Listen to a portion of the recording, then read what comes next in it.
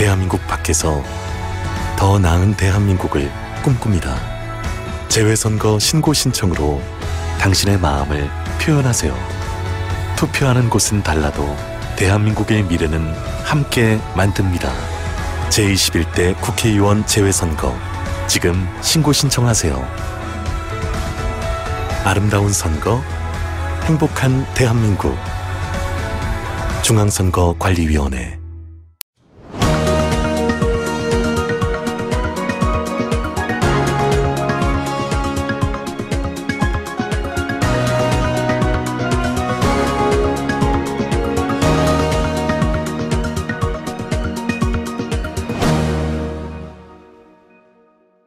안녕하십니까. 오세아니아 위클리 이번 주 순서 시작합니다. 지난 월요일 오후 뉴질랜드 북섬 동해안의 활화산 화이트 아일랜드가 갑자기 폭발해 여러 명이 다치거나 숨지는 등 큰 피해를 보았습니다.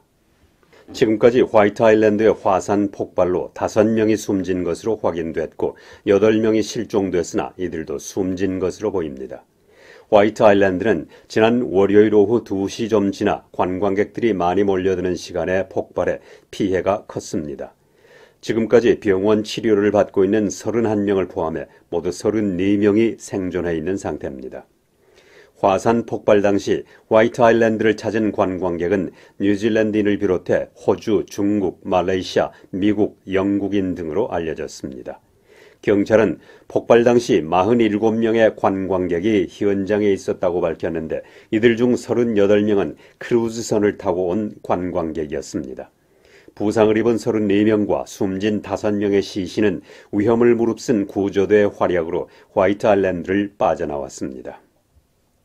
텔레커뮤니케이션 회사인 스파크는 대중의 안전에 문제가 있을 수 있다는 시위에도 불구하고 5G 계획을 그대로 실천하겠다고 밝혔습니다. 5G를 반대하는 행동주의자들은 5G 모바일 기술이 시민들에게 어떤 영향이 있고 환경에 어떤 영향을 미치는지를 뉴질랜드 정부가 더 연구한 다음 시행해야 한다고 주장하고 있습니다. 지금까지 만여 명의 시민들이 방송통신부 장관에게 보내는 5G 반대 청원서에 서명했습니다. 그러나 스파크는 5G는 4G와 기술적으로 아무런 차이가 없어 염려할 문제가 아니라고 말했습니다. 이에 대해 시위 주최 측은 정부나 텔레커뮤니케이션 회사가 5G의 위험성이나 시민들이 실제로 5G를 필요로 하는지에 대해 시민들과 아무런 협의도 없이 시행하는 것은 염려스럽다고 주장했습니다. 크리스마스가 모든 사람에게 즐겁고 행복한 시간만은 아닌 것으로 나타났습니다. 크리스마스에는 엄청난 스트레스와 많은 돈이 들어가 이 시기가 지나가야 즐겁다고 말하는 시민들이 늘어나고 있습니다. 온라인 옥션 사이트가 2120명의 고객을 상대로 실시한 크리스마스와 관련한 설문조사에서 캔터베리 지방 시민들의 33%가 크리스마스를 좋아한다고 답했고 오클랜드 시민들은 27%가 크리스마스를 좋아한다고 답했습니다. 그러나 뉴질랜드인의 51%는 12월 이전에 이미 쇼핑을 끝냈는데 이는 작년 46%보다 5%나 더 늘어난 것입니다. 뉴질랜드인 중 38%는 크리스마스 선물로 $25에서 $50를 쓰고 있고 33% 정도는 $200에서 $500를 쓰고 있는 것으로 나타났습니다. 뉴질랜드 중앙은행은 앞으로 다가올 수 있는 위기에 대처하기 위해서 시중은행에 자본을 더 많이 확보하라고 주문했습니다. 중앙은행은 ANZ, ASB, BNZ 그리고 웨스트팩 등의 호주 소유의 4개 대형은행은 자본을 10.5%에서 18%로 늘려서 확보해야 한다고 확인했습니다. 이 밖에 키위뱅크를 포함한 SBS, TSB 그리고 코옵뱅크 등도 더 많은 자본을 확보하라고 말했습니다.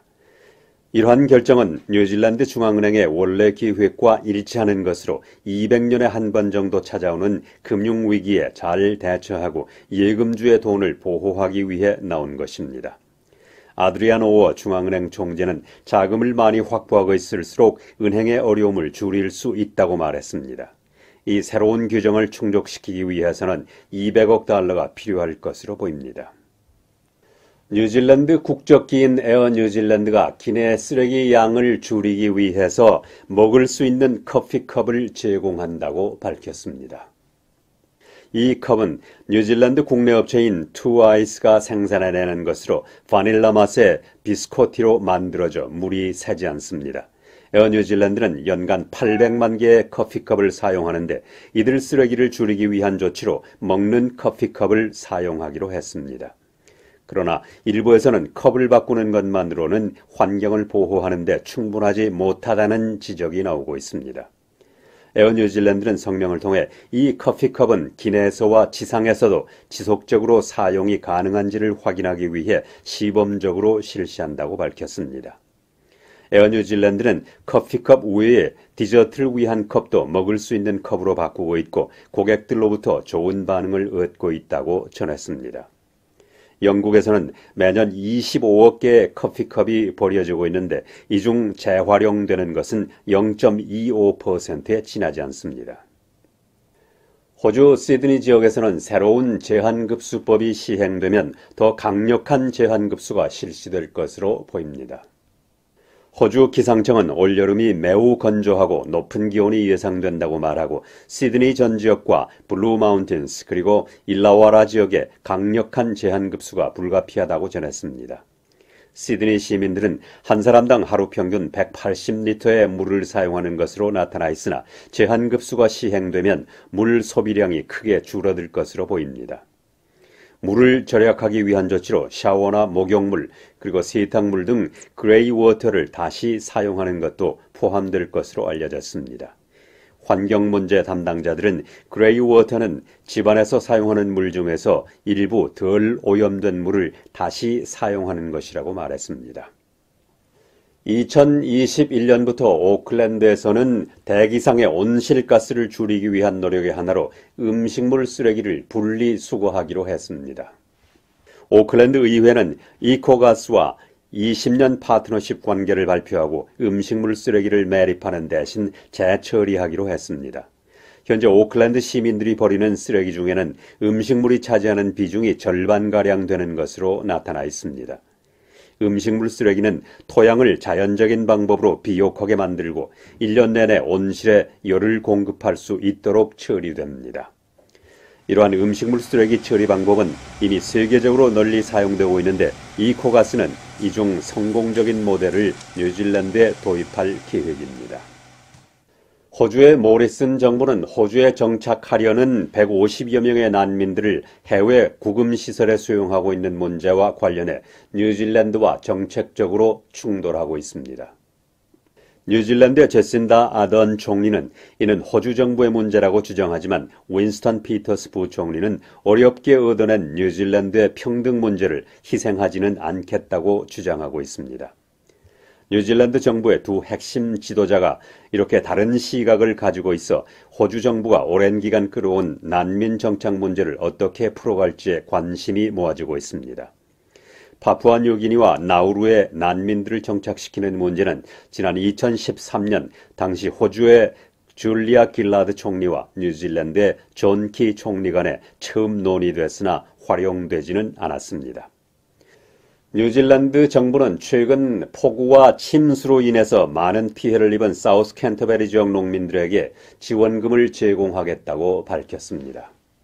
다미안 오코노 농업부 장관은 사우스 캔터베리 지역 농민들을 위해 최고 $50,000까지의 지원금을 제공하겠다고 말했습니다. 오코노 농업부 장관은 지난 2주일 동안 내린 많은 비로 농민들이 심각한 피해를 입었다고 밝히고 정부는 이들이 도움을 필요로 하고 있다는 사실을 알고 있다고 전했습니다. 1차 산업부도 이들이 도움이 필요하다는 사실을 인정하고 있지만 아직까지 구체적인 계획은 내놓지 않고 있습니다. 최근 내린 엄청난 폭우로 캔터베리 지역에서는 많은 농장이 침수되거나 씻겨 내려가고 남섬을 가로지르는 하이웨이가 끊어지는 등 큰 피해가 발생했고 티마루 지방에서는 비상사태가 발령되기도 했습니다. 뉴질랜드 기업인 스카이라인은 지난 2017년 한국에서 처음으로 $2,000만 규모의 트랙을 개설해 로토루아의 루지3를 맛보여 주었다고 말했습니다. 한국은 뉴질랜드의 8번째 무역 상대국으로 양국 간의 상품과 서비스 거래량은 49억 달러에 달하고 있습니다. 뉴질랜드는 올 들어 지금까지 18억 달러치의 상품을 수출했고 수출품 중 목재와 고기 그리고 유제품이 주종을 이루고 있습니다. 한국과 뉴질랜드 간에는 지난 2015년 자유무역협정이 맺어지면서 수출품 중 98% 정도가 관세가 면제되고 특히 농산물의 관세 면제가 뉴질랜드에 큰 이득을 주고 있는데 현재 7억 9,300만 달러의 관세가 면제되고 있는 것으로 알려졌습니다. 또 저스트 프리의 경우 한국이 5번째로 큰 수출 시장으로 올 들어 1억 6,700만 달러치의 키위를 수출했습니다. 에어 뉴질랜드는 지난 11월 23일에 처음으로 한국 노선에 취항해 많은 승객과 화물을 실어나르고 있는 것으로 밝혀졌습니다. 뉴질랜드 정부는 플라스틱 쓰레기에 대한 보고서가 총리에게 전달된 후 일회용 비닐 사용 금지를 더욱 강화할 움직임을 보이고 있습니다. 총리의 과학 분야 자문위원은 아던 총리에게 뉴질랜드에서 플라스틱 사용 재고라는 보고서를 제출했습니다. 제라드 교수는 이 보고서에서 플라스틱 사용과 관련한 자료를 더 많이 모아야 한다고 말하고 앞으로의 플라스틱 사용은 환경과 인체 건강에 어떠한 영향을 미치는가를 연구할 필요가 있다고 지적했습니다. 그는 또 플라스틱 제품의 재활용과 폐기 문제를 더 연구할 필요가 있다는 점도 강조하면서 우리가 사용하고 있는 물품은 무엇이나 환경에 영향을 주기 때문에 단순히 플라스틱 제품을 다른 것으로 바꿔야 한다고 주장할 수는 없다고 말했습니다. 이어서 미국의 소리 뉴스를 전해드립니다. 북한이 서해 위성 발사장에서 실험을 재개하고 이 비핵화가 더 이상 협상 의제가 아니라고 밝히자 미국 의회 상원 의원들은 대북 압박을 더 강화하라고 촉구했습니다. 미북 관계가 화염과 분노 상황으로 돌아가는 것을 경계하면서도 대북 압박은 필요하다는 것입니다. 첫 소식 오택성 기자가 보도합니다. 미국 상원 외교위 동아태 소위 간사인 에드 마키 민주당 상원의원은 9일 성명을 통해 북한이 서해 위성 발사장에서 중대한 시험을 했다는 발표와 관련해 북한에 대한 추가적 압박을 촉구했습니다. 또 미사일 시설에서 북한의 새로운 활동은 트럼프 대통령이 진작 미사일과 핵실험 동결을 합의문으로 문서화했어야 했다는 것을 보여준다고 지적했습니다. 그러면서 북한의 모든 추가적인 유엔 안보리 결의 위반에 대해 새로운 다자적인 압박과 규탄을 가해야 한다고 강조했습니다. 마키 의원은 다만 트럼프 대통령이 과거 긴장을 고조시켰던 화염과 분노와 같은 설전으로 돌아가서는 안 된다며 새로운 위기는 미국의 동맹들을 더 큰 위험에 처하게 할 것이라고 말했습니다. 이어 트럼프 대통령이 북한의 단거리 미사일 실험을 승인했던 탓에 북한이 계속해서 핵무기와 미사일 역량을 강화해왔다고 주장했습니다. 한편 비핵화가 더 이상 협상 의제가 아니라는 북한의 발언에 트럼프 행정부가 과잉 대응할 필요가 없다며 김씨 일가가 도발 행동을 전술로 활용할 것을 예상해야 한다고 밝혔습니다. 상원 외교위 동아태 소위원장인 코리 가드너 의원은 앞선 8일 성명을 통해 평양의 미치광이가 국제안보와 전 세계의 미군을 계속 위협하고 있다며 북한의 김정은 위원장을 비난했습니다. 또 비핵화가 더 이상 협상 의제가 아니라는 김성 북한 대사의 발언은 북한이 핵 야욕을 중단할 의도가 전혀 없었다는 것을 다시 확인시켜준다면서 미국은 김씨 정권에 대해 왜 최대 압박 정책으로 돌아가야 하는지를 보여준다고 밝혔습니다. 가드너 의원은 이어 자신이 마키 의원과 공동 발의한 대북 외교적 경제적 압박을 강화하는 내용의 리드 액트를 의회가 조속히 채택할 것을 촉구했습니다. 그러면서 북한이 오랫동안 자행한 인권 유린과 공격적 행동, 국제법 위반을 중단할 때만이 국제사회로부터 따돌림을 받는 위치에서 벗어날 것이라고 밝혔습니다. VOA 뉴스 오택성입니다. 오세아니아 위클리 이번 주 순서를 마칩니다. 다음 주에 뵙겠습니다. 감사합니다.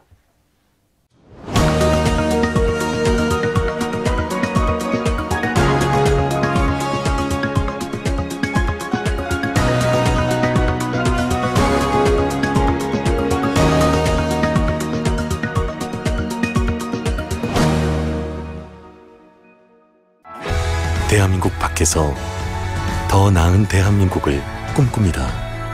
재외선거 신고 신청으로 당신의 마음을 표현하세요. 투표하는 곳은 달라도 대한민국의 미래는 함께 만듭니다. 제21대 국회의원 재외선거 지금 신고 신청하세요. 아름다운 선거, 행복한 대한민국. 중앙선거관리위원회